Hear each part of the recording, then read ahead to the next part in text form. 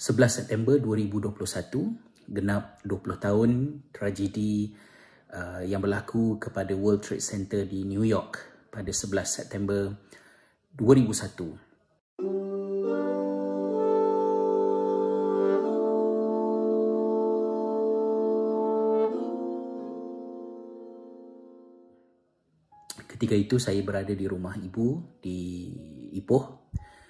Saya sedang berbual melalui telefon dengan sahabat saya, Ustaz Zaharuddin Abdul Rahman, yang bertanya hal ehwal Jordan kerana ketika itu beliau sedang membuat persiapan kerana bakal melanjutkan pelajaran di Jordan. Dan ketika kami sedang rancak berbual, kami tergamam melihat laporan berita siaran di televisyen yang menunjukkan bagaimana bangunan yang menjadi mercutanda kepada Big Apple ataupun New York itu mengalami kebakaran yang luar biasa, dan ketika itu tak tahu lagi apa sebenarnya yang berlaku.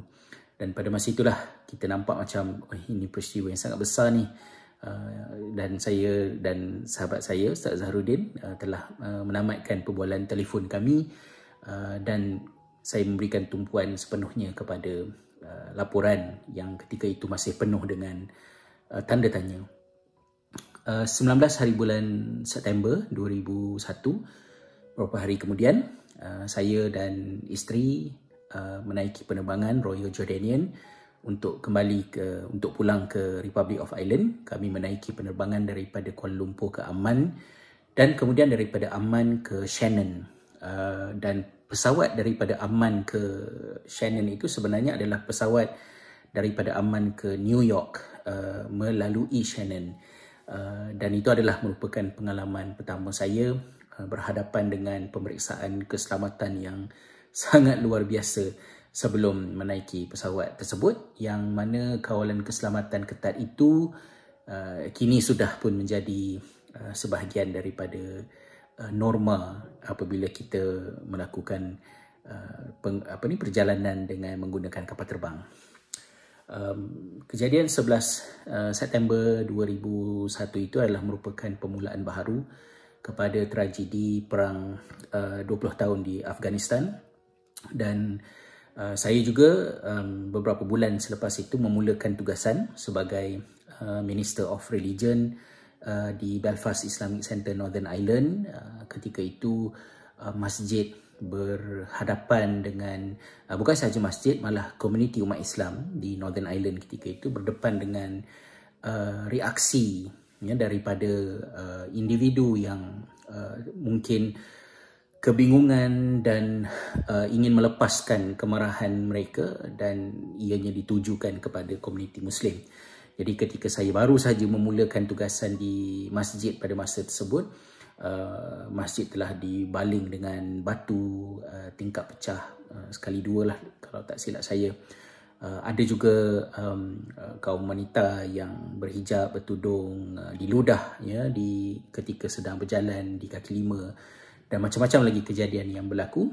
Tetapi saya sebagai imam yang bertugas ketika solat Jumaat, saya cuba memberikan peringatan kepada komuniti supaya bertenang, bersabar, dan jangan membalas kejahatan atau kata elok yang dilakukan itu dengan kejahatan yang lain. Kita tidak boleh membersihkan kejahatan dengan kejahatan. Ia juga merupakan mesej yang sama yang disampaikan di dalam Kongres Amerika Syarikat kepada membincangkan tentang seluas manakah kuasa yang boleh diberikan kepada Presiden George W. Bush pada masa tersebut untuk melancarkan serangan menentang pengganas pada masa tersebut. Banyaklah teladan yang kita dapat, dan dunia melihat satu orang kata cabaran ataupun dimensi baru, pertembungan, clash of civilization, macam yang disebutkan, yang kita biasa dengar itu, selepas berakhirnya Perang Dingin, kejatuhan Soviet, maka peperangan mendepani pengganas yang selalu dikaitkan dengan umat Islam mula mewarnai dunia antarabangsa, dan kita tidak tahu kehadapan ini apakah yang seterusnya akan berlaku. Apa yang saya harapkan adalah khususnya masyarakat Eropah dan Amerika Syarikat sendiri semakin lebih objektif untuk menilai pendekatan yang digunakan oleh kerajaan mereka sebagai reaksi kepada tragedi yang berlaku itu. Adakah ia merupakan tindakan yang wajar, adakah ia berhasil, ataupun ia telah mencetuskan bencana kehilangan nyawa yang lebih besar, lebih dahsyat, walaupun mungkin tidak sensasi ataupun dramatik seperti mana terjunnya beberapa individu daripada World Trade Center kerana hilang cara lain untuk menyelamatkan diri mereka pada masa tersebut. Sama-samalah kita doakan yang terbaik untuk umat Islam dan juga dunia kita seluruhnya. Ini adalah rumah kita dan kita hidup bersama. Mudah-mudahan Allah merahmati kita semua. Assalamualaikum warahmatullahi wabarakatuh.